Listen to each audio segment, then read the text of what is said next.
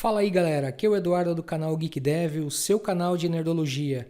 E bem-vindo a mais um vídeo sobre Aprenda React Native. Galera, na aula de hoje vai ser uma continuação da nossa última aula sobre Fetch API.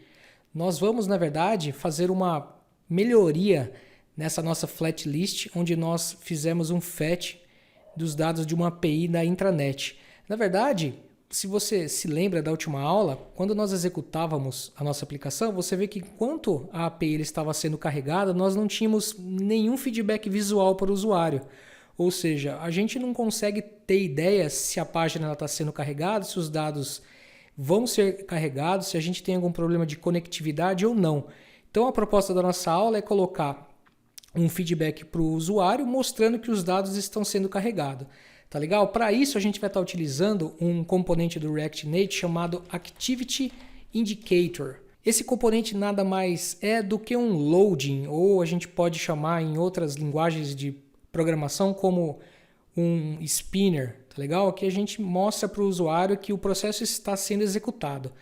Então, a gente já importou já esse Activity Indicator e o que a gente vai fazer agora aqui?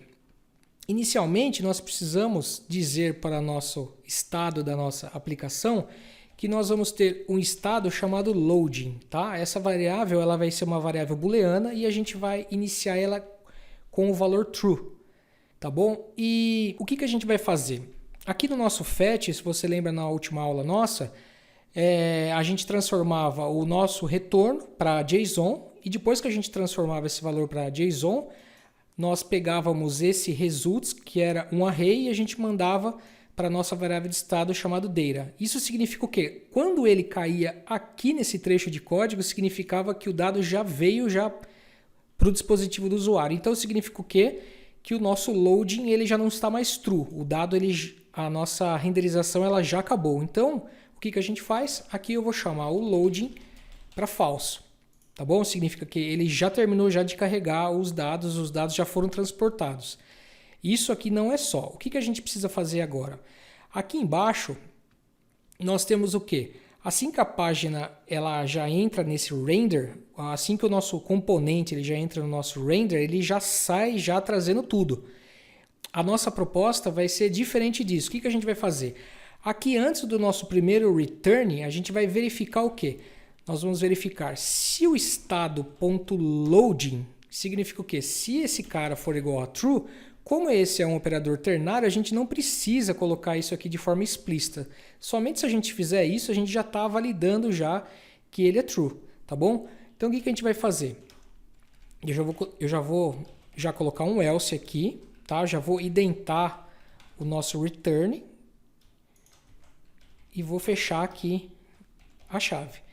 Tá bom? Então significa o quê? Se a aplicação ainda estiver rodando, ou melhor, ele ainda não terminou de trazer todos os dados, o que eu quero que ele mostre para mim na tela? É justamente isso que a gente vai fazer agora. Nós vamos colocar uma view aqui. Dentro dessa view, nós vamos mostrar o componente Activity Indicator. Vamos colocar ele aqui. E ele tem uma prop que é chamado de size. E a gente vai pegar o Activity Indicator, o large, tá? Que é o maior. E vamos colocar uma cor para ele também diferente. Vamos colocar essa cor aqui, ó. O que a gente vai colocar também? Vamos colocar um text para a gente representar, para a gente mostrar para o usuário também que não é só nós não temos somente esse spinner, nós temos também uma informação para o usuário. Vamos colocar assim, ó, aguarde carregando os dados da API, tá bom? Vamos colocar também aqui um estilo para a nossa view. Vamos chamar de container loading, tá bom? Vamos definir ele aqui. Nesse container loading, diferente da nossa lista, aqui nós vamos ter o flex de 1 para ele ocupar toda a tela. Vamos definir o Justify Content para Center também. E, por fim, o Align Items para Center também. Eu acho que já vai estar funcionando. A gente está trazendo aqui 1000 registros de usuários. Tá bom? Vamos salvar e vamos ver o que vai acontecer aqui com o nosso componente.